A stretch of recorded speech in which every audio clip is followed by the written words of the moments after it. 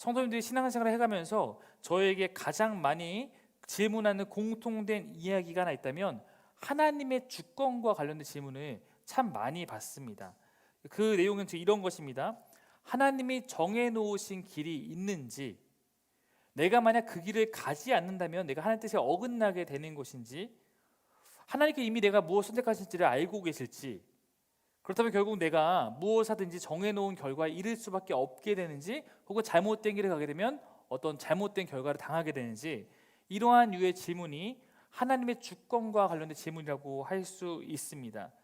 특별히 이러한 질문을 청년들이 좀 배우자를 찾는 과정에서 저에게 많이 하기도 합니다.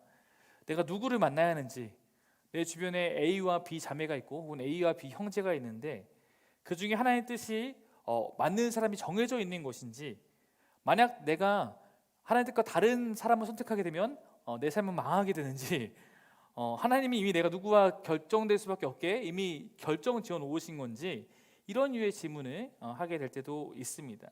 자, 여러분, 하나님이 우리의 마음을 아시나요? 다 아시나요? 그렇게 생각하시나요? 다 알고 계십니다. 우리의 마음을 아십니다. 자, 그런데 이 아신다라는 것이 그렇게 될 수밖에 없도록 선택해 놓으셨다는 건 다른 겁니다. 자, 무슨 얘기냐면 우리는 하나님이 이미 설계해 놓은 대로 그 프로그램 안에서 어쩔 수 없이 그렇게밖에 살아갈 수 없는 존재가 아닙니다. 다만 우리의 결정과 우리의 모든 것을 아신다는 것은 하나님께서 우리의 존재를 뛰어넘는 시공을 초월하는 분이기 때문에 우리의 미래의 어떤 선택까지도 하나님은 알고 계신다라는 의미입니다. 자, 아브라함에게 이삭을 바치라고 하셨던 장면입니다. 그럼 우리는 여기서 이런 질문을 해봐야 될 것 같아요. 하나님이 만약에 우리의 모든 것을 다 알고 계시면 아브라함을 시험하실 필요가 있을까? 그럼 만약에 하나님께서 아브라함이 이렇게밖에 못하도록 이미 정해놓으시고 그렇게 진행될 수밖에 없는 것이 우리의 인생이라면 시험하실 필요가 있을까요? 시험하실 필요가 없습니다. 우리의 마음을 하나님께 보실 필요가 없습니다. 이미 답이 정해져 있는데. 그러나 하나님은 우리에게 자유의지를 주셨고 우리는 그 안에서 날마다 우리에게 주어진 것을 스스로 선택합니다. 저는 하나님께서 우리를 지으실 때 우리에게 자유의지를 주신 것은 하나님께서 우리와 인격적이고 참된 사랑을 하고 싶었기 때문이라고 생각합니다. 만약에 제가 로봇을 만들었습니다. 근데 이 로봇이 무조건 나를 사랑하고 내 말에 순종할 수 있는 능력만 부여해서 만들었다면 이 로봇이 아침과 밤마다 저에게 사랑한다고 해도 제가 이 로봇의 진심이라고 이것에 이 말에 감동하지 않을 것입니다. 오히려 이 로봇이 어느 날 갑자기 말 안 하면 배터리가 나갔나? 아니면 버그가 생겼나? 이 정도 생각할 것입니다. 그것만 선택하도록 프로그램된 것에 우리는 감동하지 않습니다. 내가 이런 로봇과 정서적 교감을 할 이유가 없습니다. 그런데 하나님께서 우리를 창조하실 때 그렇게 창조하지 않았다는 거예요. 우리가 선택할 수 있도록 만드셨고 우리가 선택해서 우리도 하나님을 사랑합니다 할 때 그것을 기뻐하시고 감동하시고 좋아하십니다. 그것을 존중하고 기다리십니다. 우리의 마음을 원하시지만 결코 함부로 하지 않으시는 분이에요. 창세기에서 아브라함은 하나님의 뜻 가운데 살아가야 했지만 몇 번의 그 삶 가운데 하나님이 원하시지 않는 방향으로 살아갔습니다. 대표적으로 이스마엘 사건이 그러했죠. 이삭이 약속하리라 그랬는데 기다리지 못하고 이스마엘을 낳은 사건이 그랬습니다.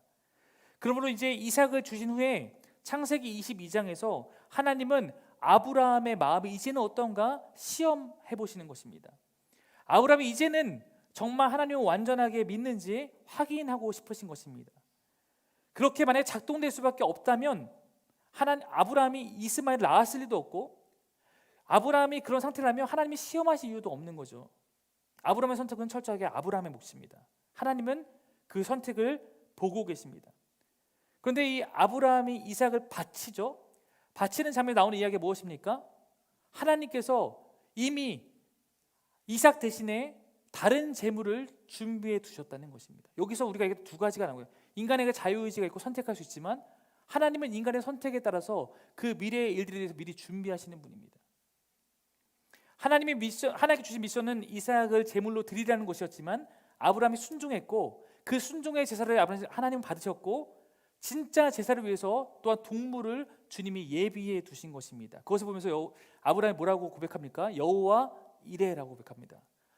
준비하시는 하나님, 예비하시는 하나님, 이렇게 고백한 것입니다. 정리를 한번 해볼까요? 우리 삶에 여러 가지 선택이 있죠. 하나님은 우리의 선택을 존중하신다고 했습니다. 그러나 우리가 무엇을 선택하든지 하나님은 그것에 의해서 좌지우지하거나 당황하시는 분은 아니라는 것입니다. 내가 A를 선택해도 그 선택을 통해서 하나님은 일하시는 분이고, B를 선택해도 하나님은 그 선택을 통해서 일하시는 분입니다. 물론 A와 B 중에 하나님 뜻이 무엇이었는가라고 하면 그 중에 하나가 우선된 뜻일 수는 있어요. 제가 자주 드는 예시로, 하나님은 에덴 동산에서 아담과에게 선악과를 먹지 말라고 했고 선악과를 먹지 않는 것이 하나님의 뜻이었습니다. 그러나 그걸 기대하셨지만 아담과 다른 길로 갔을 때 다른 길로 갔다고 하나님의 계획이 다 망해버리나요? 그렇지 않죠.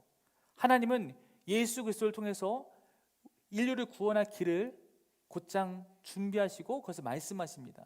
창세기 3장부터 예수 그리스도가 예표되고 있습니다.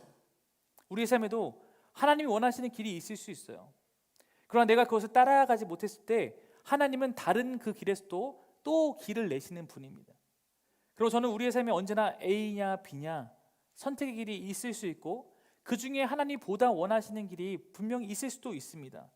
그러나 내가 때로는 의도적인 것이 아니라 나의 연약함과 나의 무지로 인해서 내가 하나님 뜻과 다른 것을 선택하더라도 하나님이 너는 다른 것을 끝났어, 우리 버리시는 것이 아니라 잘못 들어선 길에서도 하나님을 의지하면 길을 내시고 인도하시는 분입니다. 우리는 바로 그런 하나님의 전지전능함을 믿는 거예요. 나는 실수할 수 있고 나는 실패할 수 있지만 하나님은 그런 일을 사용하셔서 하나님의 일을 해나가실 수 있는 분임을 우리는 믿고 고백하는 것입니다. 그러므로 여러분, 우리의 삶의 문제에서 언제나 우리가 할 수 있는 것은 내가 하나님을 의지하고 기도하면서 최선의 선택을 해나가는 것입니다. 그리고 혹시 내가 잘못된 선택을 했을 때에도 그곳에서도 주님의 일하심을 열심히 기대하며 주님이 주신 마음을 따라가면 언젠가 하나님이 원하시는 길에 다시 서게 되는 것입니다.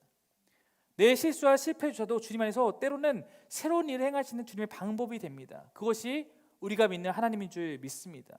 중요한 것은 우리가 끝까지 주님을 의지하는 그런 마음이라는 말입니다.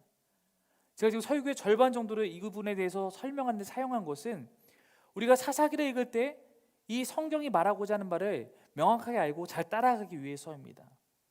하나님의 그러므로 관점에서 보자면 우리 삶에 있는 모든 것은 결국 이렇게 가든 저렇게 가든 궁극적으로 하나님의 섭리 안에서 인도되고 있는 것입니다. 사사기의 상당 부분은 그런 관점에서 기록을 하고 있습니다. 하나님 뜻 안에서. 그러나 이 안에 살아가고 있는 우리의 삶에서 보자면 우리는 우리의 선택 안에서 자유적 선택으로 그 길 안에서 가고 있는 것입니다. 두 가지가 함께 있는 것이죠. 그래서 모든 사건은 우리의 선택으로 일어나는 일이며 동시에 하나님의 관점에 보자면 그 사건을 통해서 하나님이 일하고 계신 것이죠. 때로는 인간의 죄악으로 인해서 일어나는 사건, 사고들이 있습니다. 코로나 바이러스에 대한 해석도 그렇게 볼 수 있죠.